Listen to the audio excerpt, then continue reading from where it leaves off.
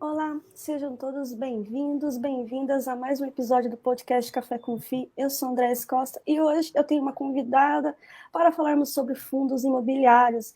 Dessa vez será a Amanda Coura, que é a Head de Produtos Estruturados na Suno Asset, e vamos falar sobre o SNCI 11. Seja muito bem-vinda, Amanda, obrigada por você ter aceito o meu convite. Gostaria que você se apresentasse e eu lanço já a primeira pergunta, né?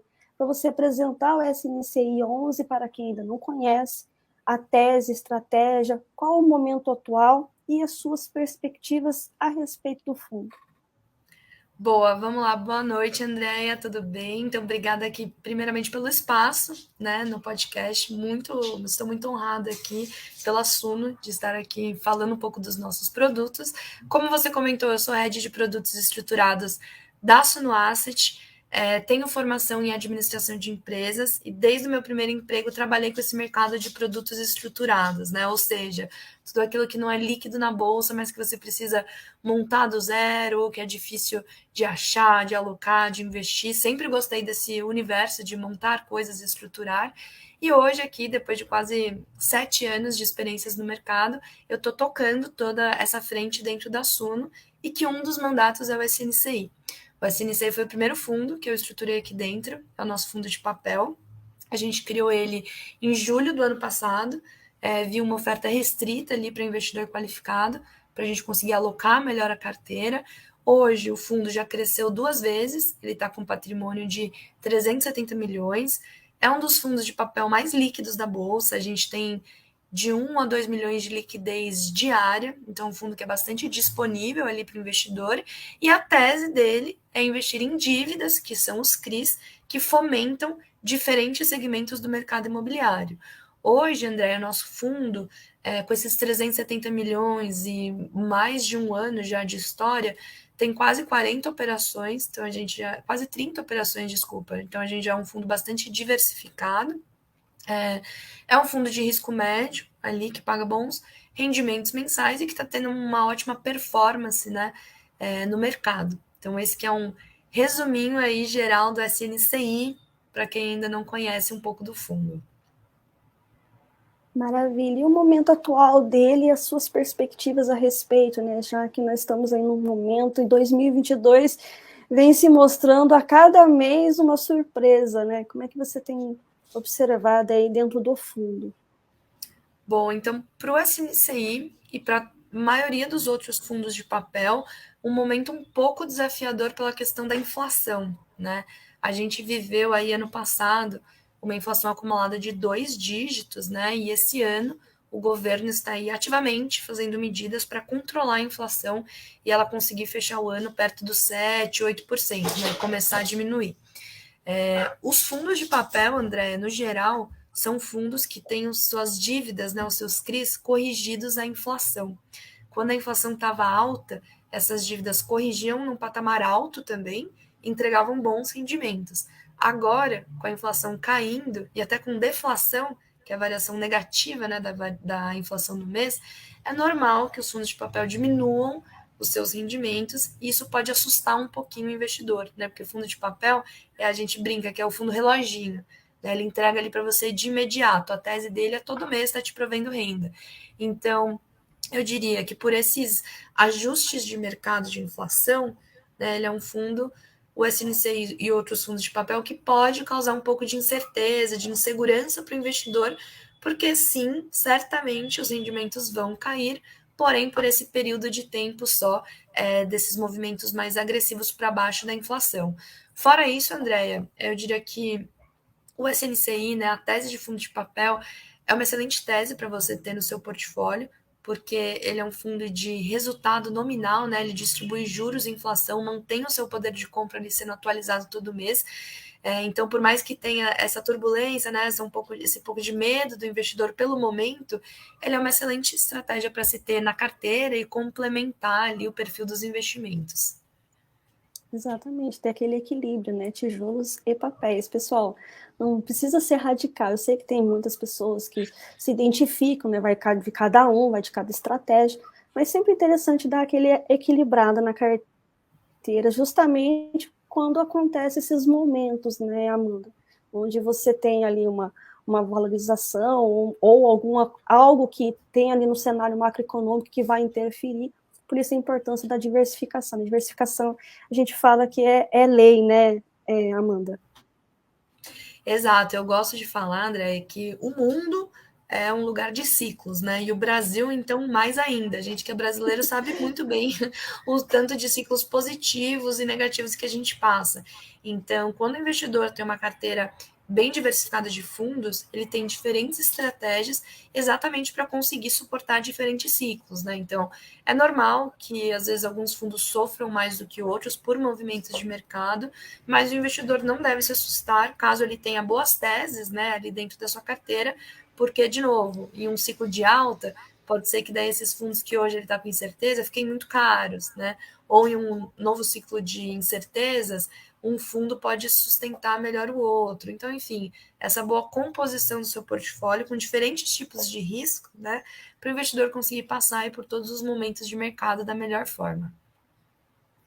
E você poderia passar, né, um pouco para nós a composição da carteira por indexador, para o pessoal aí ter uma noção também a respeito?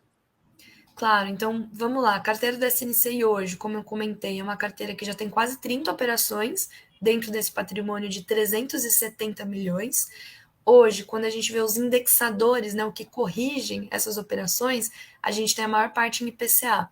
Então, o fundo tem 80% da carteira exposta ao IPCA e 20% em CDI, tá? Com a última emissão, André, que a gente fez, que foi agora em maio, a gente dobrou a exposição em CDI, então era 10%, agora a gente foi para 20%, e a gente vem ativamente tentando aumentar essa exposição em CDI, porque a gente sabe que a taxa Selic está em um patamar elevado, deve se sustentar nessa casa de 2 dígitos por pelo menos até o ano que vem, e ficar em um patamar aí um pouco mais alto até voltar a cair. Então, analisando o movimento de mercado, a gente vai calibrando a carteira do fundo também, né? Então, a gente fez durante esses 3 últimos meses, agora em agosto, toda essa calibração de CDI aumentando em 10%. Mas hoje a figura é 80% IPCA, basicamente, e 20% em CDI. Até porque o IPCA, apesar de toda essa movimentação que vem vindo, né, com, claro, muito efeito aí da pandemia, mas ele é mais estável, né? E por isso é mais interessante você ser corrigido pela inflação, né? Até para ponderar aqui para o pessoal e entender, né? É interessante, né? Só que nesse caso que teve que subir muito, né? Justamente para conter a inflação, né? Quando tem essas deflações, há essas correções, e por isso também é interessante ter um CDL na composição da carteira, justamente porque ele demora um pouco mais, né? Quando houver essa retração, né? Já a inflação é imediata, né, Amanda? Exato, eu gosto de lembrar o investidor assim, analise onde você está investindo, né? O fundo imobiliário de dívida, ele é um fundo que ele faz dívidas para o mercado imobiliário, né? Quando a gente vê as opções de garantias que vão pagar essas dívidas do mercado imobiliário, a maioria delas, André, são opções que são corrigidas pelo IPCA também. Então, quando a gente faz uma dívida, a gente tem que fazer ela casada, né? Que converse com aquilo que vai pagar a dívida. E por estar no mercado imobiliário, é muito mais comum ter o IPCA.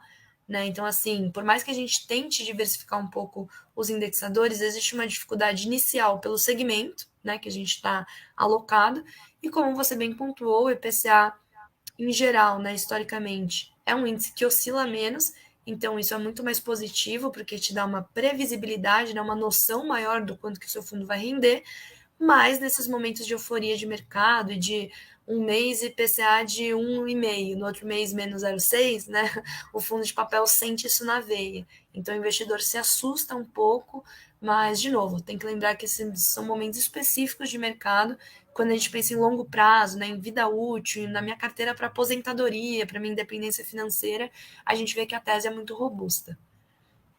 Maravilha. Falando um pouco mais agora sobre os CRIs em si, né? É algo que gera muita dúvida nos investidores. E como você trabalha com esses produtos estruturados há tanto tempo, como você pontuou ali na sua apresentação, poderia falar um pouquinho mais para o pessoal, até para deixar o pessoal um pouco mais inteirado e tranquilo em relação ao que como funciona, né? Para acalmar um pouco essas dúvidas. Claro, então vamos lá. Eu brinco que o mercado estruturado, ele é estruturado demais, né? Porque são tantas, assim, documentos, terceiros envolvidos para a gente conseguir fazer uma operação de CRI, é um nível de complexidade tão grande que as pessoas não têm noção, né? Mas são estruturas muito robustas. Então, vou tentar passar um pouquinho da visão para o investidor entender um pouco melhor, né? Um CRI, de forma simples, ele é uma dívida, né? Uma dívida de renda fixa ali, que tem uma taxa de juros pré-estabelecida mais o indexador, né? Quando a gente faz um CRI clássico aqui de mercado imobiliário, a gente está fazendo um CRI que vai financiar, por exemplo, uma construção do empreendimento, né? Então eu faço uma dívida lá para dar fôlego para o incorporador, que não tem dinheiro hoje para subir um prédio. E o que, que esse incorporador me dá em troca, né, para pagar essa dívida? Me dá aquela carteira de recebíveis que ele tem. Né? Então ele vai vendendo as unidades e são essas vendas que vão pagando a minha dívida. Né? Então essa é uma estrutura clássica, uma dívida para financiamento de obra, que foi assim que os CRIs nasceram, versus o lastro, né? O lastro que a gente chama é o que dá suporte à dívida, que no caso são essas vendas, né? Então, aquilo que o incorporador receber em 10 anos, que é como ele parcela as vendas dele, a gente vai lá dar para ele à vista e ele me dá esse fluxo dele de 10 anos. Por isso que os CRIs, André, no geral, tem um prazo longo, né? Normal você ver CRI de 15, 10, 20 anos, porque eles acompanham o lastro, né? Aquilo que dá suporte para a dívida. Modelo clássico, vendas ali de apartamentos, de terrenos, até hoje que a gente tem modelos mais sofisticados, como contratos de locações, que eu posso ceder. Né? Então, quando a gente pensa em antecipar algum fluxo, isso é a securitização clássica. Parece simples aqui a dinâmica, mas por trás disso tudo, a gente tem um monte de agentes envolvidos. Né? Então, tem a figura da securitizadora, que é a empresa ali que possui as licenças para emitir um CRI, só uma securitizadora pode fazer isso. A gente tem o agente fiduciário, que é um terceiro que cuida ali dos interesses do investidor, então que fica olhando se está sendo pago direitinho.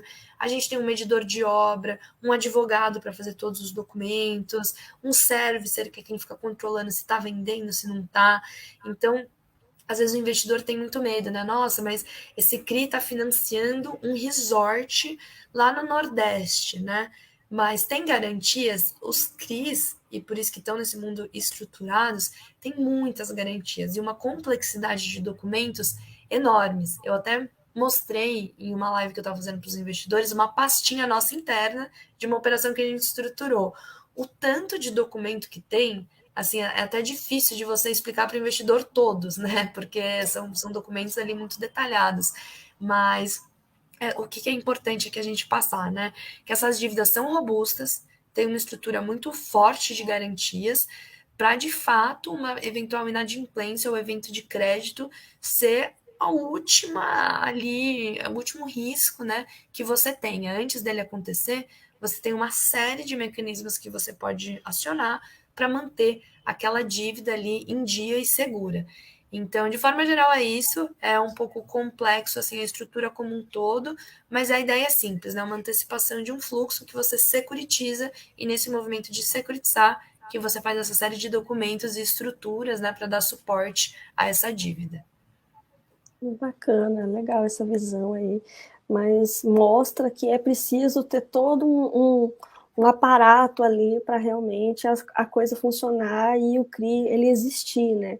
E as garantias, né? Que o pessoal eu acho que fica mais receoso em relação às garantias que existem ali por trás desses CRIs, né? Essa dívida, né? Como você bem colocou.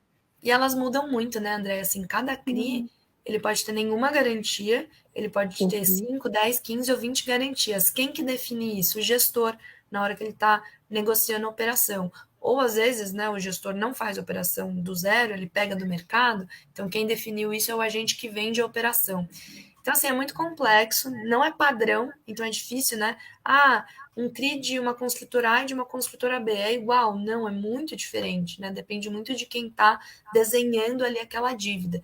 Então, por isso da importância, né, da comunicação do gestor com o mercado e de abrir bastante as informações para o investidor entender por completo o risco, né, que ele está correndo e as seguranças ali que ele tem. Eu acho importante exatamente isso, né? O gestor ele vir passar essas informações, mostrar realmente como é que acontece, justamente para deixar o investidor ou pretenso ali cotista mais tranquilo e sabendo que o gestor ele tomou todas as medidas possíveis para que realmente aquela coisa funcionasse da melhor maneira possível e, consequentemente, traga resultado, né? Que o investidor ele busca resultado, né, Amanda? Uma máquina de buscar resultados. E a gente tem que garantir isso. Exatamente, exatamente. Essa é a questão. E um outro ponto é o relatório gerencial, né? Que muitos gostam, outros já ficam um pouco da mais antiga, já fica um pouco mais receoso, né? Por ser tecnológico, Power BI, né? Como é que é a estruturação, as informações e a respeito aí desse relatório gerencial? Tanto o SNCI como o SNFF, né? O SNFF que começou, né, com o relatório gerencial em Power BI, até porque foi o primeiro fundo aqui da Suno. A gente estreou a Asset com a captação da SNFF, e quando a gente criou a SNCI, a gente foi seguindo o padrão ali de relatório gerencial que a gente desenvolveu para a Asset. Então, coisa diferente, mudança é chato, né? O pessoal não gosta, é um pouco resiliente, mas a gente recebeu bastante crítica, né? De começar a fazer em PDF, de mudar. Mas assim, a gente gosta. Eu acho que quando a pessoa entende a usabilidade do Power BI, ela vê a riqueza, né? Então você pega, dentro do mesmo arquivo, você pode ir para o primeiro mês do fundo e para o último, e ver a evolução de vários itens da carteira. Ele te dá uma flexibilidade muito maior, você customiza, né, o que você quer ver. Então eu acho que assim, ainda existe uma curva de aprendizado das pessoas entenderem como usa para se habituarem, né? E durante esse período é normal que muitas não gostem, que não entendam direito, mas a gente entende que isso é inclusive sofisticação de informação na indústria, né? Então, o nosso relatório gerencial é muito criticado, eu mesmo no começo não gostava, achava difícil, não sabia usar o Power BI, aprendi, fiz curso do zero aqui para montar, e hoje adoro, né? Uso muito bem.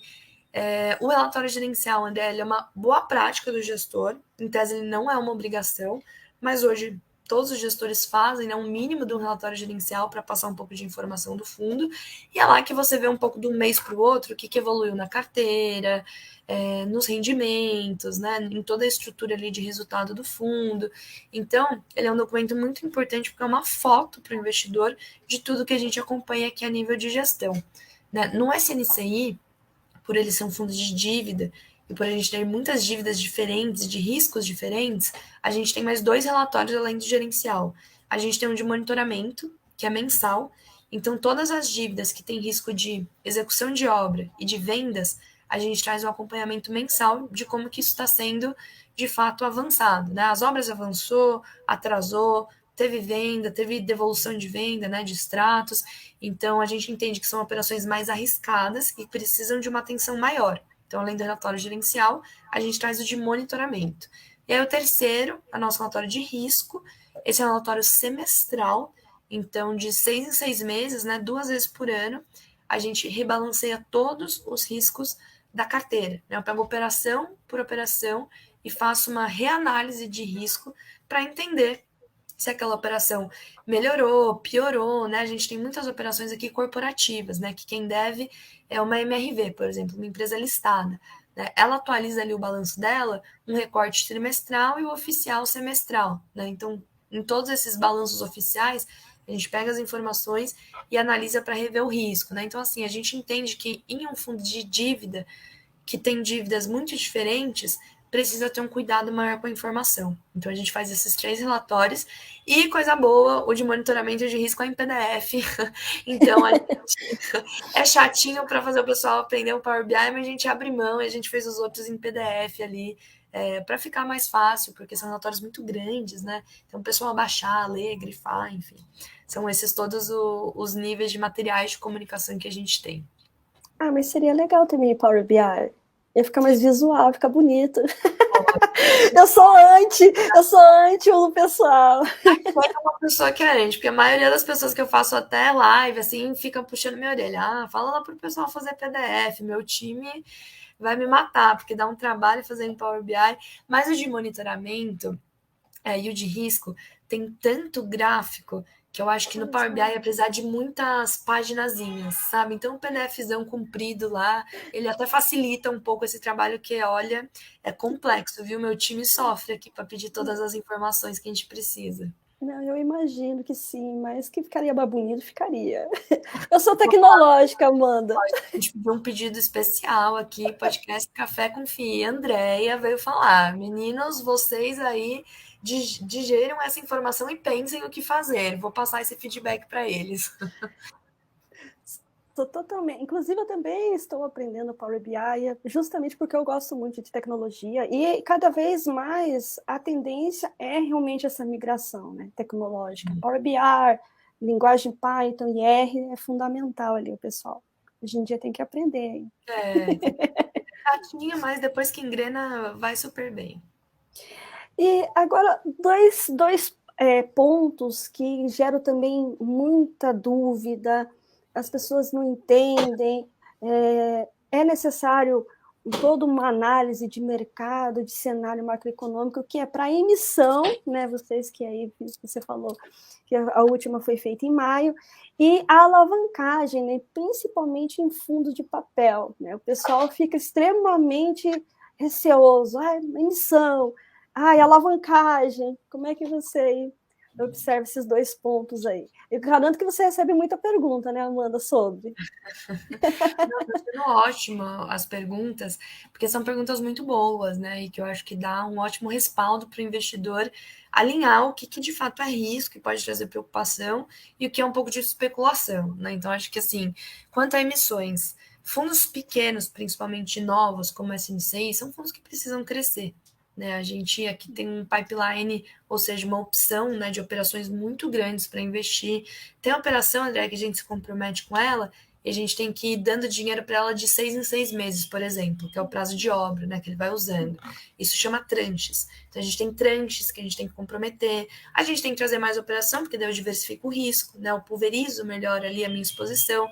Então é natural que até o fundo atingir um patrimônio elevado, e aí eu diria na casa do bilhão, ele vá fazendo emissões para crescer. Óbvio, como você muito bem pontuou, preciso ter condições favoráveis de mercado, ou seja, a minha cota ali está em um nível, né, que faça sentido para eu fazer uma emissão, eu ter bons rendimentos, né, para os investidores continuarem acreditando no fundo.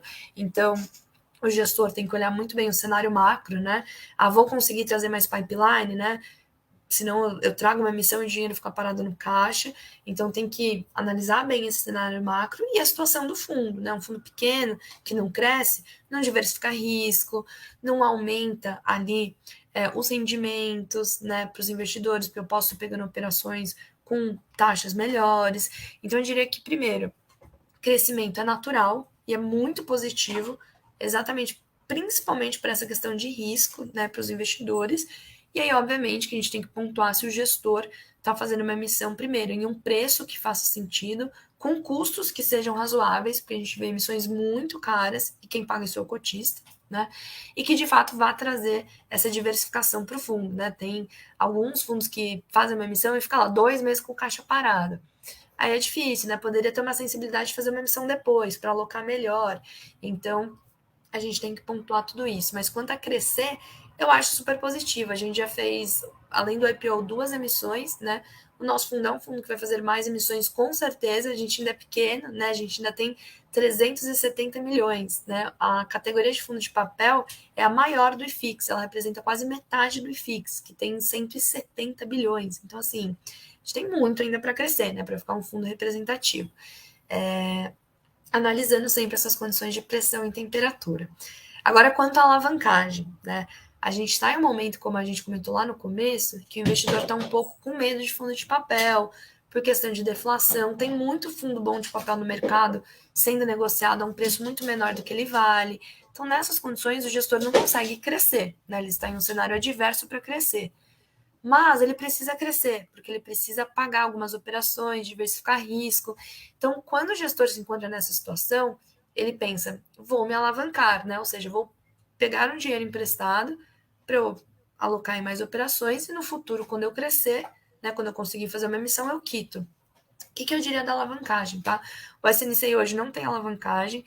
Eu acho que é super positivo para a estratégia, principalmente para diversificar. Quando você consegue um custo, né, da alavancagem ali de 1% e uma dívida de 10%, né, ali o seu rendimento líquido ainda assim fica muito alto, né? Então, acho que se o gestor negocia bem a taxa dessa alavancagem, né, se ele faz ali em um período que ele está em uma condição muito adversa, mas que ele já tem uma leitura que esse período vai passar e que ele vai conseguir crescer e quitar essa alavancagem, eu acho que não tem problema nenhum. Tá? Eu acho que assim, é muito usual a gente ver alavancagem, às vezes, em fundo de tijolo, né? Que o gestor faz para comprar ativo. Em fundo de papel é menos usual, mas eu acho positivo. E eu acho que para o investidor é ainda melhor do que você ficar com um fundo ali com poucas operações e que não consegue crescer. Né? Só tem que ser muito bem também negociado essa dívida que o fundo vai tomar e não dar, né? Nesse caso. É muito questão também, justamente, por isso eu sempre gosto de perguntar aos gestores a diferenciação e o que eles acham a respeito disso, né? Porque para trazer informação para o investidor, para ele ficar um pouco mais tranquilo, ó, a emissão só vai ser feita nesse momento que tiver tudo realmente favorável e visando esse crescimento, né? Gostei muito desse ponto que você trouxe, mostrando que nós queremos crescer, nós precisamos crescer, que com o crescimento, consequentemente, o resultado também vai ser maior, vai ser positivo, né, para o Exato. fundo. E aí E eu a posso mudar alavancagem, condições, né? Eu posso, assim, tomar uma dívida para conseguir diversificar, melhora a percepção de risco do fundo, ele é mais aceito no mercado, e aí eu faço um follow-on, né? Ou seja, eu faço um crescimento, quito essa dívida e olha que maravilhoso que foi. Daí se eu não tivesse feito nada.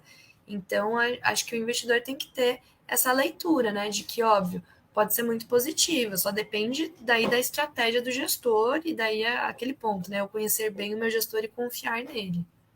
exatamente.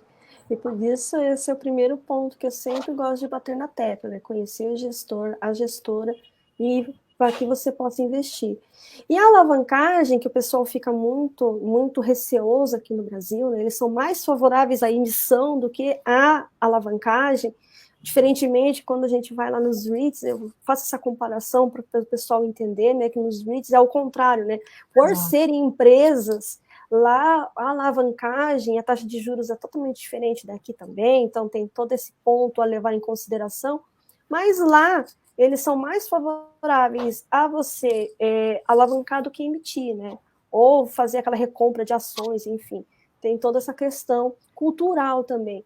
Então é importante trazer pontos de vista aqui no Café com Fi dos gestores a respeito da alavancagem, que ela não é ruim, desde que ela seja bem estruturada.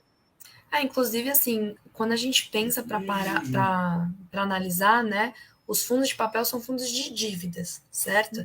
Tem alguém que está se alavancando, que está pegando essa dívida. E por quê?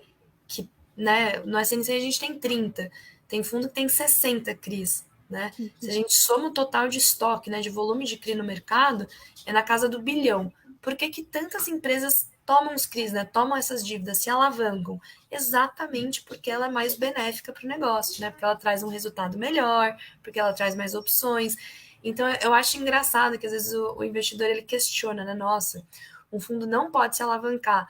Mas assim, a gente alavanca um monte de gente porque é melhor, né, para as pessoas. Então, acho que é legal fazer esse ponto de vista, né? Principalmente com fundo de papel, que está lá exatamente para alavancar assim vários segmentos. Exatamente. E outro ponto também que o pessoal acha um pouco espinhoso, né, a respeito, e vem se comentando muito no mercado, é a questão, Amanda, do custo de distribuição, né, que o pessoal vem detonando alguns fundos, falando a respeito, comentando. Como é que você observa isso? Olha, aqui na Suno, um dos nossos pilares é a questão de eficiência, né? Então, o SNC ele fez as duas emissões aqui que foram abertas para o varejo com custos muito baixos. A segunda emissão custou ali 20 centavos por cota, que a gente usou só 15, então sobrou dinheiro, que em algum momento a gente vai devolver para o investidor. E a nossa terceira emissão foram 25 centavos, que a gente usou também só 20, né? Sobraram também 5 centavos. Então, assim, a gente é muito eficiente, esse é um dos nossos pilares, mas a gente tem que pensar o seguinte, por que a gente consegue tanta eficiência, né? Exatamente por esse nosso trabalho de posicionamento, de muito acesso à informação, de transparência. Isso faz com que a gente seja o próprio distribuidor da nossa oferta, né? A gente não precisa ficar contratando outras casas, a gente tem essa inteligência dentro de casa pelo jeito que a gente se posiciona com o próprio mercado, né? Então, assim, a gente tem esse benefício exatamente pela cultura da Suno. Isso não é nem só da Asset, é da Suno como um todo. Então é nesse sentido que a gente consegue emissões aí muito baratas, né? Existem outras gestoras que não, que precisam de uma força de vendas muito grande e que eventualmente colocam isso no custo, né? Normal, você tem que pagar ali uma força de vendas. Então, acho que, primeiro, tem essa diferença, né, da Suno contra as casas, e segundo, as outras casas têm que analisar bem quanto elas estão pagando, né? Hoje tem muitas opções de de casas para você contratar para ser essa sua força de venda. Quando a gente tem mais opções, né, a gente consegue ser mais competitivo. Então, as outras gestoras têm que explorar muito bem isso também para o investidor acabar não pagando caro, tá? Assim, a gente não é contra pagar para as emissões, a gente não paga pelo nosso posicionamento, mas a gente é contra, né, o gestor não analisar outras opções e trazer a melhor ali para o cotista, né? Então, acho que é isso que tem que ser pontuado aí nas emissões. É um custo-eficiência, né? E isso é positivo para o cotista, né? Ou para o pretenso cotista, quando ele vê a asset preocupada, né? A gestora preocupada com essas questões, né, Amanda? Exato. E agora, não só falando do mercado de papéis, mas o mercado de fundos imobiliários como um todo. Como é que você, que tem toda essa expertise, Amanda, tem visto os fundos imobiliários no geral? Bom, eu acho que a gente passou aí por momentos bastante delicados, né? Desde 2020, quando a pandemia estourou aqui no Brasil, a gente começou a ter muitas incertezas, lockdown, acho que foi assim o primeiro evento que começou a conturbar o mercado, né? Principalmente lajes corporativas, shoppings que fecharam, né? Então, falta de receita nesses tipos de ativos gera falta de receita nos fundos também.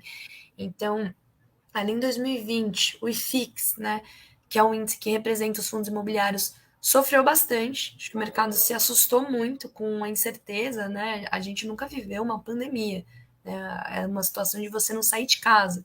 Quando que isso vai voltar? Quando que isso vai terminar? Então, acho que o IFIX sofreu muito. Só que nesse momento vieram muitas oportunidades também, né? A gente via fundos ali sendo negociados a metade do valor, né? Não se sabia quando isso ia retomar, mas se sabia que isso não era um cenário para sempre, né? Então, acho que em 2020 foi muito conturbado. Em 2021, quando a gente começou a ter vacinação e um cenário ali um pouco mais claro, né, de quando a economia iria retomar, a gente viu o IFIX se fortalecendo de novo, né?